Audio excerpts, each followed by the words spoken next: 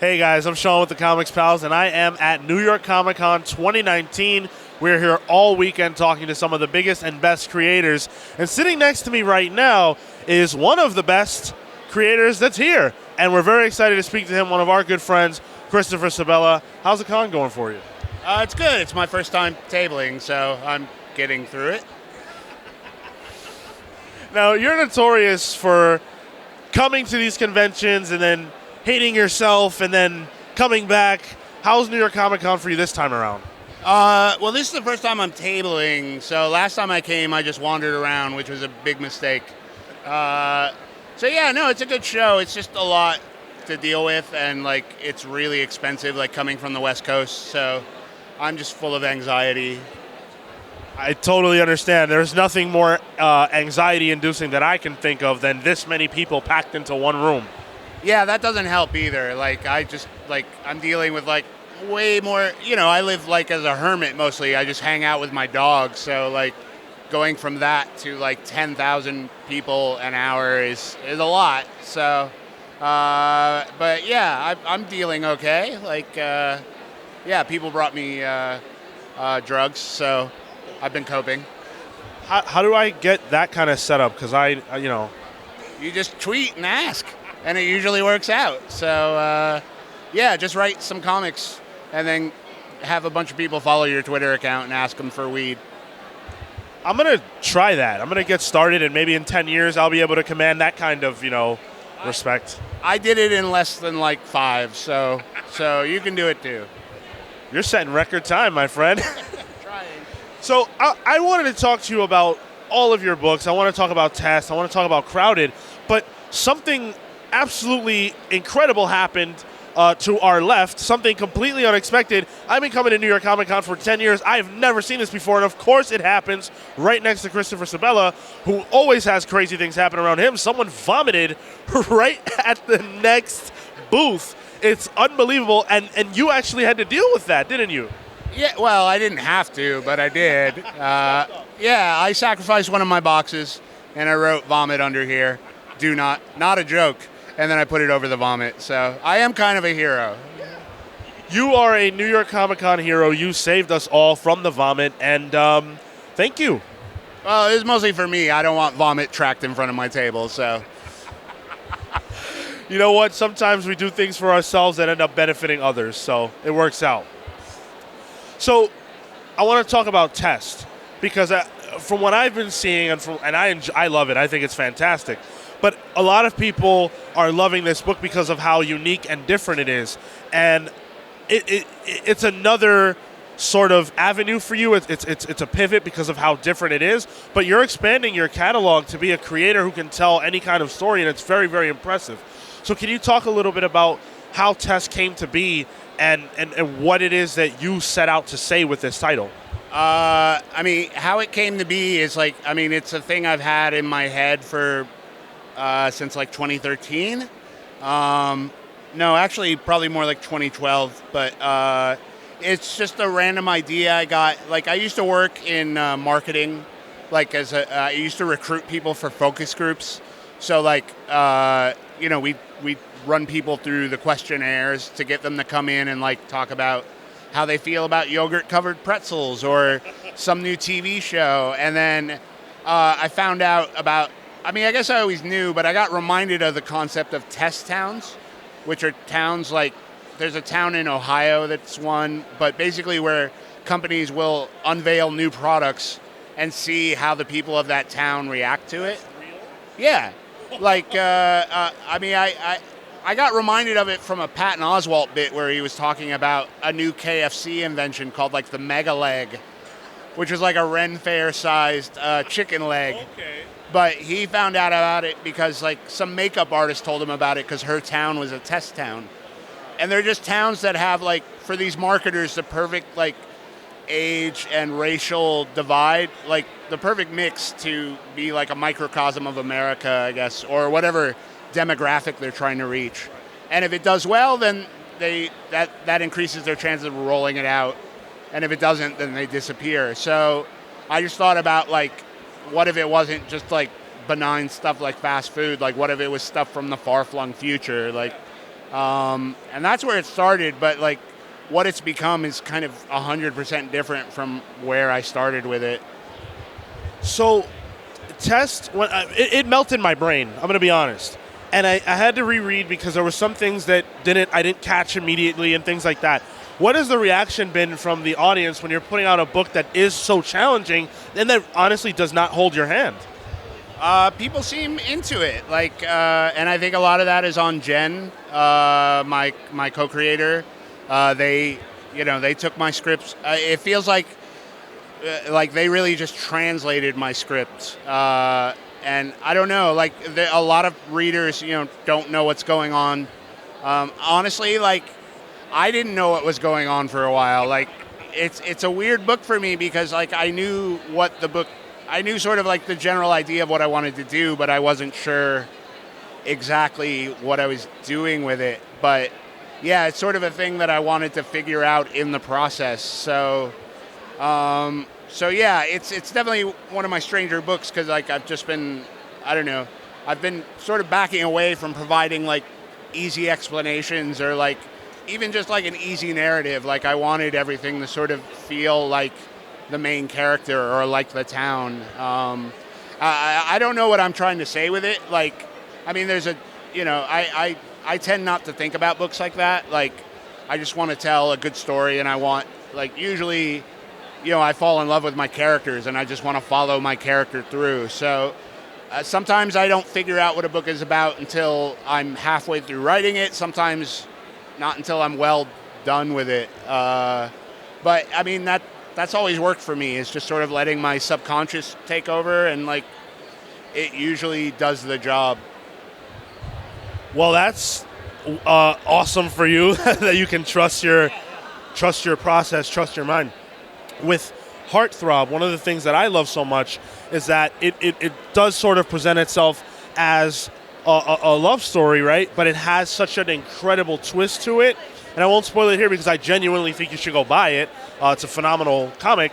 But I love the fact that every book that you make has something else. It's, okay, well, here's this test town. That's a thing you can believe, right? Well, what if it was testing for the far-flung future? That's an incredibly interesting hook. And so I guess this isn't really a question, but I just love that about your work. Thanks. Yeah, no, I mean, I'm trying to, I just want to make stuff that, like, doesn't exist in the world. Like, and I've been lucky that, like, I have a lot of ideas that other people haven't done yet, and that I managed to get to them first. So, yeah, it's just good timing and good luck. Does it ever happen where you have an idea, then you realize, oh, crap, someone already did that? I mean, there's stuff that's, like, a little similar, but I never let that stop me. Like, because to me, it's all about execution, and I know that, like, even if, like, somebody gave me if somebody said, like, here, like, write The Walking Dead, like, my version of The Walking Dead would be a million miles away from Robert Kirkman's version. Like, so yeah, I tend not to back off of stuff, even if it's a little close, because I know that, like, when it's being made, it's going to turn into something completely different. So we've talked quite a bit. You've been on our podcast several times at this point. I don't want to tread too much old ground. You guys can go listen to those interviews. They're awesome. But with Crowded, one of the coolest things about the book is actually the reaction that people are having, because it very much feels like this is a book that people are responding to, not just because of how good it is, but because of how represented they feel in the work. And you can see that with a lot of the cosplay that's, that we're seeing here at the event, and then of course what gets posted online and stuff like that. So how do you feel about the reaction to Crowded from the people who you sort of wrote the book for in a way? Great. Yeah, like, that's all I want, really, is, like, I've said this ad nauseum, but, I grew up reading stories about, or, like, ingesting stories about, like, straight white dudes, like, all my life. And when I got a chance to tell stories, I didn't want to make more. Like, I wanted to represent, it's like, it doesn't, you don't need to ride that default setting that everybody assumes, white male is. So, like, I just wanted to, I feel like it's an easy cheat for writers to write people that are like themselves, and I wanted to write people who weren't like me, or who were like me, but it wasn't, like, so obvious. Like, and yeah, I mean, like I just love like being able to let people see themselves. You know, like Test has had a very good reaction from non-binary people because like there aren't a lot of comics with non-binary characters in them, and like that I love every time I hear that because like that's what I want. I want to give people what they've been missing, not just like story-wise, but just like being able to see themselves and being able to like put themselves in the shoes of that main character. It's easy for me to understand why that's important. As a black person, there aren't a lot of characters who represent me. Like, yeah, okay, Captain America has a friend, right? But that's not what you're talking about, and that's not the most effective way to do that. And so I love the fact that you're one of a growing number, I would say, of creators who are in the industry now that are doing this, and not just, you know, small press, but Image, and even Marvel and DC to a lesser degree. But you guys are there, and it's very impressive, and it means a lot. Even if you're not necessarily writing characters who look like me, I respect what your goal is, and I appreciate it. Yeah, I mean, and I'm not doing it, you know, to get a cookie or anything. Yeah, I just, you know, I'm trying to build the kind of world I want to see in comics and in all sorts of media. And like, unless somebody steps up and does it themselves, like I don't know, like hopefully that inspires other people to be like, well, he can make a book that, you know, I can do it too. Like, I don't know. Yeah, I just feel like unless people step up and start actually showing, you know, and it's still not there, you know, I'm still a white dude, like writing, you know, people of color and stuff. Like, you know, the ideal scenario is like a person of color writing their own experience. Like, and I feel like that the industry needs a lot more work on that. But at least in terms of like creators being more open to experiences that aren't their own, you know, but then things get tricky because, like, you know, I don't want to tell someone's story that isn't mine to tell. Right. So there are certain, you know, I'm not going to, you know, like in Shanghai Red, like our character is, you know, she's female, but she presents as male. And like, you know, I'm not going to write about the deeper implications of that, like, because that's not my life. Like, and I don't think like it needs to be centered around that. Like, that's just a part of their character. So it's a weird balance because I think some people take that and they center the whole thing around it, and it becomes very much like it turns it into almost like, you know, like, isn't this weird? Isn't it like? And I just want stuff to feel normal. Like the world is around us. Like, I don't, you know, anybody should be able to pick up any of my books and like be like, yeah, this is like, these are people in the world and this is stuff they go through. Like, I don't know. It's a weird subject, and you know, we could talk for an hour just about that. But I mean, yeah, it is hopeful that like more of the industry seems to be like open to representing new experiences and putting new people front and center. Absolutely, and I love what you said about normalizing it, because there are times where it's like, okay, here's Luke Cage. Isn't it crazy that he's a black guy? You know. And, you know, I get why, but I don't want that, right? It doesn't feel authentic to me, especially because I know that someone who looks like me is not the person who told that story anyways. Yeah. So, yeah, absolutely, that makes a lot of sense to me. Do you think that there's a responsibility on Marvel and DC's part to drive that forward as well, or do you feel that they'll catch up when the demand is too high and they have to sell books? Yeah, no, they're not going to do it because they want, like, they're going to do it because they see that the market is turning that way. Like, you know, I mean, like, look at who they hire. Like, they give basically the same 6 people all the books. Like, they're not interested in fostering new talent and, you know, talent that isn't from the traditional Marvel and DC pool, which is like white dudes. And, you know, it's only because like the culture is starting to grow that, like, you know, more people have been let in, but it's still like miles and miles away from being like anywhere near a fair playing field. And yeah, I'm sure they won't do it until they realize, you know, it's like nobody was interested in doing like Black Panther the movie, like changed the whole thing because people realize like, oh, you can do, you know, you can make a movie with like nothing but black characters, and like everybody will love it. Like, and that counters all the arguments everybody's ever made that like, oh well, like, you know, movies led by people of color just don't do as well and stuff. And like the market has shown, no, that's not true at all. So, you know, I think they realize that and they're trying to capitalize on that. I don't know that they honestly care about it. I think it's, you know, they're businesses, and they see that, like, you know, the trend of the future is not just white people buying stuff and not just dudes buying stuff. And they're, you know, they're not idiots, so they're bending that way. But, you know, they're not going to do it. They're not going to go any further than they have to. I mean, the slowest progress is always going to be at Marvel and DC. I think that's a fair point. I don't want to leave you guys without some crowded news, because I think a lot of you are big fans. If you listen to our podcast, you know that we're big fans of the book. So I want to know if you can give us a little tease of what the next few issues are going to be like. Just any kind of morsel you can give us.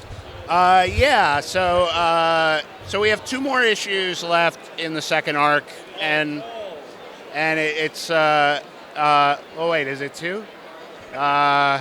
Sorry, I've lost track. Yeah. 2 more issues left in arc 2, but it's in a completely different set. Or no, we have 3. Sorry. Okay. But they're in a completely different setting. Like Charlie and Vita are out of Vegas now, so we're going somewhere else. And you know, issue 9 ended with them romantically entangled. So we'll be dealing with what that means for both of them, and it probably won't go the way most people are thinking. And yeah, like the end of arc 2 is gonna ideally is going to like leave you with your jaw hanging open, because like I'm really excited to get there and like leave people dangling for a while where we leave them. So, well, I love what you're saying, but at the same time, I hate the fact that you're gonna go away and leave us hanging. That's not cool. But we'll be back. Like, then we're doing the third arc basically as a trade. So just because like it's very hard to do a book like that on a monthly schedule. Like even now we've pushed it to bi-monthly just to give the whole team some actual breathing room so they're not killing themselves. So yeah, we're going to wrap up the second arc, and then the third arc we're just going to work on, and then we're just going to drop it all at once, and that'll be the end of the story. So awesome. That's really exciting.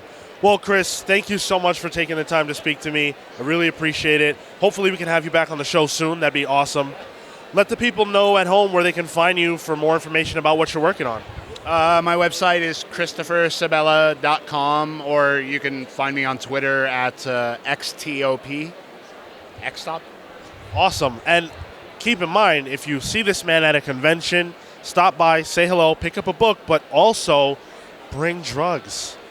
No, I'm okay for drugs right now. All right. So as for me, I'm with the Comics Pals. You can find us all over the internet at the Comics Pals. If you want to get at us about anything at all, I'm going to be here for the rest of the con, talking to people, shaking hands, kissing babies. Probably not the second one. But thanks again for watching. Make sure to like, comment, subscribe on this and every other video we do from this show. We really appreciate it. Sean with the Comics Pals. Take care, guys.